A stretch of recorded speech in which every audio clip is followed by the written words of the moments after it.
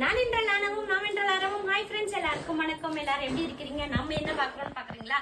நம்ம ஷாப்பில் வந்த கொரியர் பார்சல் பார்க்குறோம். நிறைய பேர் வந்து சும்மா சொல்கிறீங்களாக்கா, வீடியோவில் வருது ஆனால் வீடியோவில் சொல்கிறீங்க, ஒரு வீடியோவில் கூட நீங்கள் கொரியர் வந்திருக்கு பார்சல் ஓப்பன் பண்ணுறது காட்டலன்னு சொல்லி கேட்டீங்க.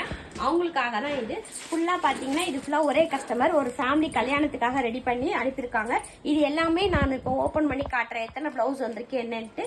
அதே போல் இது வெளிநாட்டிலேருந்து வந்த கஸ்டமர் பாருங்கள், வெளிநாட்டில் இந்த மாதிரி வந்திருக்காங்க.